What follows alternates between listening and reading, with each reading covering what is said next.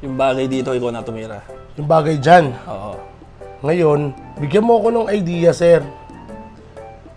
Ano ba tawag doon? Parola ba yun? Oh, yung mga ganyan, no? Kastilyo na. Kaso hindi ko ma-download eh.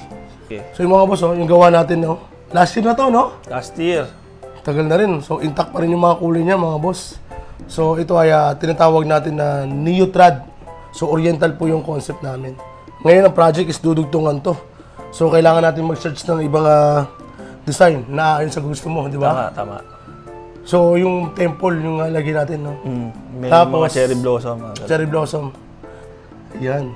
Sa ano pa to, no? Sa kabilang shop? Sa kabila. Oo. Okay, sige. So mag-search muna ako, bossing. Tapos tingnan mo kung bagay or ubra sa paningin mo yung gagawin natin. Okay. Ha? Sige. Sige. Good day mga pate at panibagong araw na naman. Ang project pa natin dito mga boss ay isang custom design na Neo Oriental. At dito mga bossing, nagbabalik po yung ating bossing para dugtungan na po yung kanyang lumang tattoo. Bali yung tattoo niya dito mga bossing ay gawa pa natin sa kanya last year dun sa ating dating shop.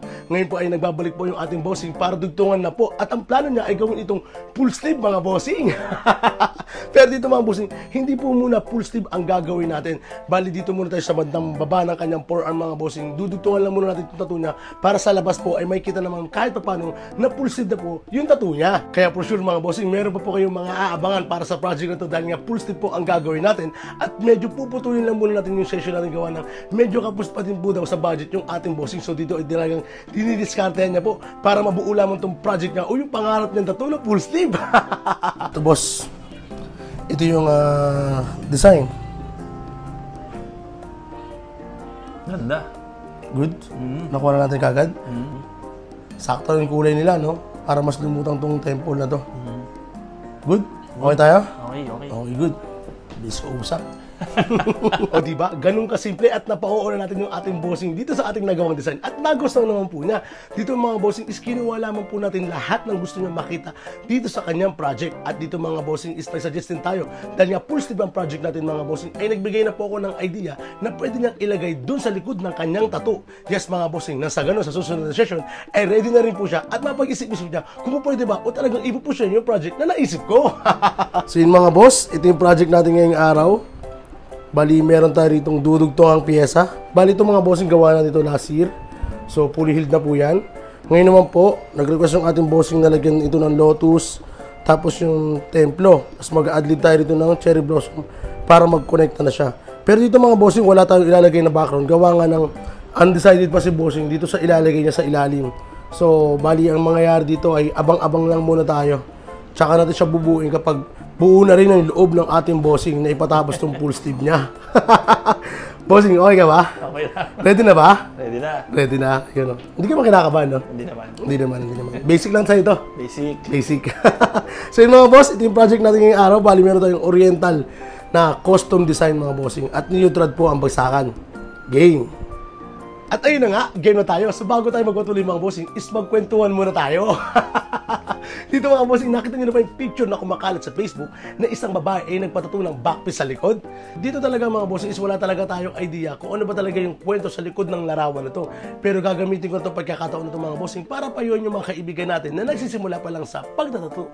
Halimbawa na lang mga bossing is meron kayong kaibigan na willing mag-donate ng kanilang balat sa likod.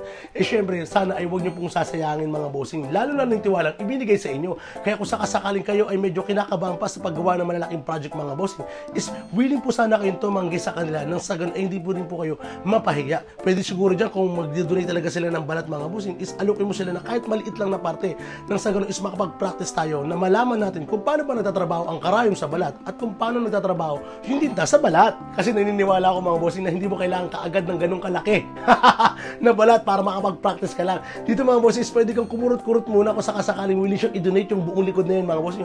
Dito ay kumurot-kurot ko muna ng parte na yun mga bossing nang sa ganun is mapag-aralan mo nga talaga. At tutusin mga bossing wala ako sa posisyon para kayo ay pagsabihan. Dito ay payong kapatid lamang po itong aking binabanggit. Nang sa ganun, syempre nga naman, mahirap naman po na yung kaibigan natin ay magkaroon ng trauma. Syempre balat mo yun mga bossing. At hindi na po yan mabubura. At para naman po doon sa mga kaibigan natin na nagbabalak magpatato, mga bossing is pwede nyo pong i-check yung mga portfolio ng mga artist na napipili ninyo. Mga bossing, malaya po kayo na i-check yung portfolio na yan. Importante po yan mga bossing. Nang sa ganun ay hindi po kayo matulad doon sa picture na pinakita natin. Kasi hindi natin talaga alam yung kwento doon mga bossing Baka mamaya is talagang kliyente siya tapos ang nakuha niyang artist is ganun, di ba? Syempre mahirap naman po mangyari sa inyo yun. At alam ko mga bossing na pinag-ipunan nyo rin po yung budget na binayad nyo para dyan. Kaya talaga siguraduhin nyo lang po na sa tamang artist kayo mapupunta. At wag po kayong mag-alala mga bossing na maubusan kayo ng artist dito sa Pilipinas dahil napakarami po natin artist na magagaling dito sa Pilipinas mga bossing. Sigurado po yan. At muli ito po yung payong kapatid lamang po lalo na doon sa mga kaibigan natin na nagsisimula pa lang sa pagtatattoo. At payong kaibigan naman po doon sa mga kaibigan natin na nagbabalak magpatattoo. At ngayon napahaba naman po ang ating kwentuhan. Balikan naman po natin yung ating mga kliyente dito sa ating studio at medyo jump pack pala mga bossing. Kung napansin nyo doon sa video mga bossing is meron po tayong dalawang kliyente. Mag-asawa po yun. Bali isa po doon ay nagpapatattoo po ng half back piece portrait ng kanyang tatay. Tapos isa naman po ay ginagawa ng ating co-artist na meron pong dragon doon sa binti ng kanyang may bahay. So ito pa lang ating finished product mga boss. A total of 6 hours. O diba? Grabe, antibay ni sir. Magkikita pa tayo bossing at sa susunod na project, tatapusin na natin yan. Sa may mga may katanungan, message lang po sa ating Facebook page na Tattoo. Yun lamang po. Maraming salamat!